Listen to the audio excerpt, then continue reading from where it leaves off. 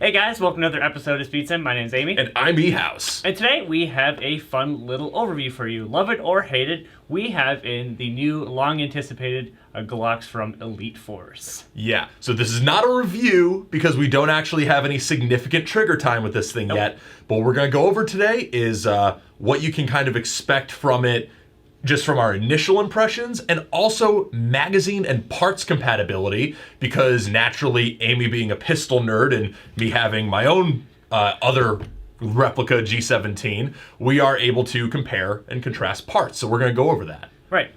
So first thing that I want to start off with is what you get in the box. Now, there's obviously not that a lot that you should expect out of the box. You're going to get a set of O-rings, and those are for the inside of your fill valve.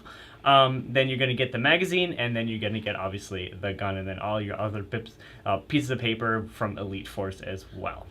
Now, moving on to the externals, it has a metal slide, metal barrel, and obviously the Gen 4 polymer lower frame. And the finish on this is actually really nice, wouldn't you say? Yeah, I actually think that the external build quality and fit and finish, because it is OEM'd by VFC, and VFC is known for their attention to detail with their build quality. And if you have ever handled another VFC pistol and you feel how good that feels in the hand, how nicely everything's put together, it's just like that. Pretty comparable in overall appearance and texture quality to a real Glock, but obviously not as heavy duty as a real Glock. Obviously. One weird thing about this particular Elite Force Glock, I'm not sure if this is present on all of them, is this weird hole right in the front corner of the left side of the trigger guard. I don't know if that's supposed to be there. I don't know if that's standard. I don't remember seeing it on any real examples of a Glock that I've handled, so that's a little weird. I don't know what the deal with that is. And the mag that comes with it also has the same coating as the slide, just in case you guys were wondering. So on the inside of the gun, you're going to have a Gen 4 look-alike of a recoil spring. So it's going to look a little different than your TM or your WE recoil springs, a little wider, a little bigger. So those are not compatible, in case you guys were wondering. All right, the hop-up unit is somewhat TM spec. The actual unit is a little bit differently sized, a little longer, and has a little bit different shapes to the TM and the WEs. But your hop-up arms, your buckings, your barrels, and even your hop-up wheel are going to fit in this no problem. So in the future, or if you're a gun nerd like me or a pistol nerd like me, and you just want to swap your buckings and your barrel immediately, you can do so freely because it is TM spec. Then the outer barrel, too, much like the hop-up unit, is just a little bit different. That goes into other compatibility that we'll talk about in a second. Right. And then the blowback unit is going to be a G18C. So it's not a 17. So I've tried out the UAC blowback unit on a different slide, which we'll show here in a picture, and that seems to work just fine. So if you get an aftermarket slide and you want to throw, instead of the 18C, and you want to use a 17, it'll work no problem. And lastly, the threaded barrel. It does have a threaded barrel on the outer barrel here, but it's not a 12 millimeter and it's not 14 millimeter. I say, in my opinion, I think it is a 16 millimeter thread. So is it thread into as opposed to a protruding thread? Correct. Okay. Yep. So it threads on the inside of the barrel, and I believe it's 16 millimeter. I don't know how to really check that, but that's what I assume, because nothing that I have currently fits on it. Well, that's unfortunate. Yep. And going more into compatibility, though, because speaking of the barrel, the outer barrel is a bit different. Correct. So we tried my PTS Atom slide here, and what we found is that the outer barrel actually prevents the Atom slide from properly going onto the Elite Force G17. What did we discover once we PTS swapped slide? the inner and outer barrel to the inner and outer barrel that came with the Elite Force Glock, we were actually able to use the Atom slide, no problem. It fit and it functioned and it was no issue. I mean, it might have been a little stiff, but nothing some breaking in couldn't have dealt with. And on top of that, I used a APS aftermarket slide, and did the same thing, barrel and hop-up unit swap, and that worked no problem as well, including the UAC 17 upgraded blowback unit. Yeah, so the blowback unit and all that stuff, that'll all work together. But the other thing that's a little different is going to be the actual hammer housing or hammer assembly. Yep. Now, on a real Glock, it's not a hammer-fired gun, but this being airsoft, it has that internal hammer assembly, and it is different. The trigger bar is also different to facilitate the different workings of that. All right, let's move along to the mag compatibility. Now, first thing I want to mention before we go into all the different mags that work and do not work, and vice versa, the stock mag is a little wonky.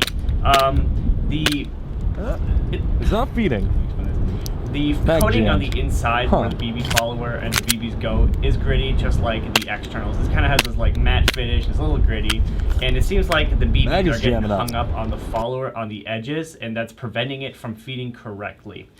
I have lubed it up, and it worked beforehand before the test firing, and it just jammed, as you guys see in the video.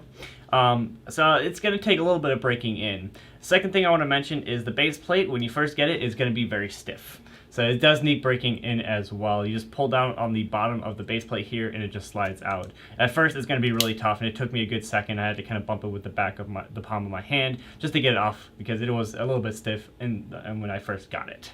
Yeah. But that is a bit disappointing that the included magazine cannot be counted on to feed reliably. Right. That kind of sucks. Luckily, it does seem to be compatible with a couple of the other mags that we've tried. Right. So first off, I know lots of people were curious as to if TM mags fit.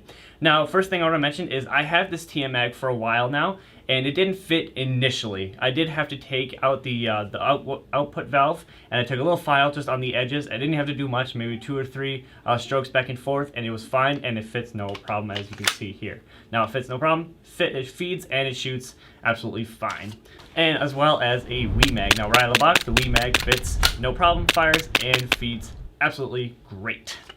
And then moving right along, I know a lot of my SpeedSoft friends are, curious as to if the extended mags work, and they do.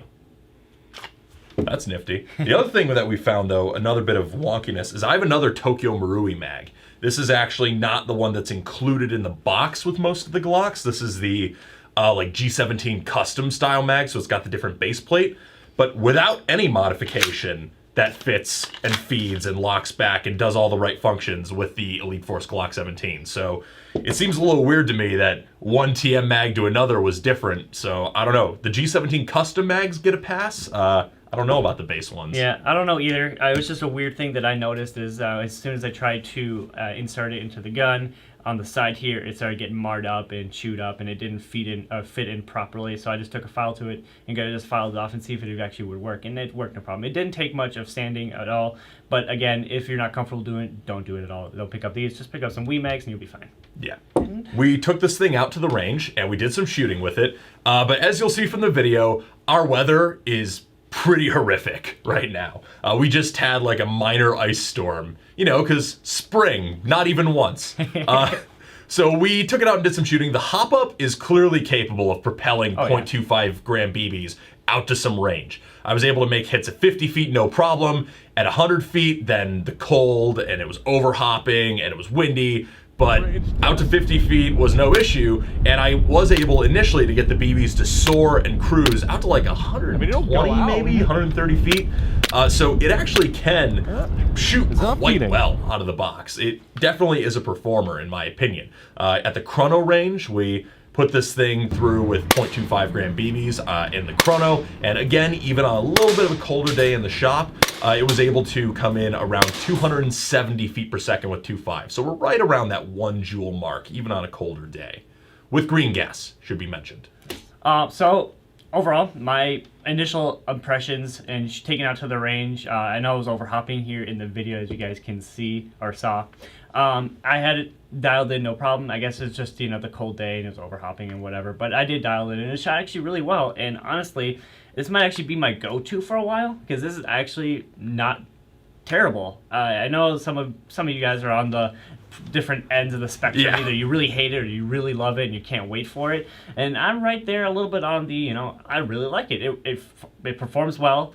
It works with everything that I have. I mean, you guys saw the pictures on my Instagram. I put a comp on it and a magwell, and I kind of Amy-fied it out because, I'm a little extra like that. But, personally, I really like this. It fits all my mags. I have now 6 mags to go along with it, so I'm going to be compatible or competitive on the field. So, I mean, this is going to be pretty fun. Yeah. The only thing that I want to mention is that if you do want to put a comp on it, do it my route, and I just left the orange tip and I just slid it on top, and it worked no problem. Again, the thread in there is like a 16 mil or something like The that. old friction fit. The old friction fit, correct. So, yeah, I like it. It works great, and I think actually this might make my go-to for a little bit now. Yeah. Personally, I like the attention to detail overall. There are a couple of things I would definitely fix. Number one, what the heck is this hole? Fill that in. No one wants to see that. Number two, the stock magazine not feeding reliably is, in my opinion, actually a big downer for a gun coming in at $170. And the extra mags are $40 a pop. Yeah, so for $40 for your mags and $170 for your base gun, your mags should work. Yeah. I know that it's compatible with aftermarket mags, so I know a lot of people won't think that's a big deal, but in my opinion, and I know Elite Force wants to have this be a big hit, I think that's a big issue that needs fixing, is if your mags can't be relied upon, then what good is the gun? Correct. Other than that, I think it's very well built. I think it's really cool. For $170, it is definitely more expensive on the end of being a handgun, but you can't find WE Glocks in the United States. You have to order them overseas, which then gets expensive with shipping and whatnot and takes forever. And customs. Yeah, and customs, and it might get seized. There's always that kind of gamble. And it is still cheaper than buying a Tokyo Marui and putting a metal slide on it. Yep. Now, would I rush out and replace my custom TM G17 with this? Probably not. I mean, if you already have a G17 you really like, then why? Don't bother replacing it. But if you're looking for a solid performing G17 out of the box and you have the $170 and Elite Force either fixes the mags or you want to buy other mags, I would say it's a solid buy. Yep. And it can't, I mean, the performance is right there. I mean, if it's supposed to be a sidearm, you're a sniper, or you're a regular rifleman, you have it on your holster, this thing's going to perform no problem. Oh, yeah, totally. All right, guys. Well, this has been an overview of the long-anticipated Elite Force Glocks. My name was Amy. And I'm E-House. And thanks for watching, and we'll catch you in the next one. Peace. Thank you for watching this video from Gun Gamers. We hope you enjoyed watching it as much as we enjoyed making it. If you want to see more content from us, hit that subscribe button. And if you want to help support the channel, be sure to click the link below to buy a patch. Praise Judy.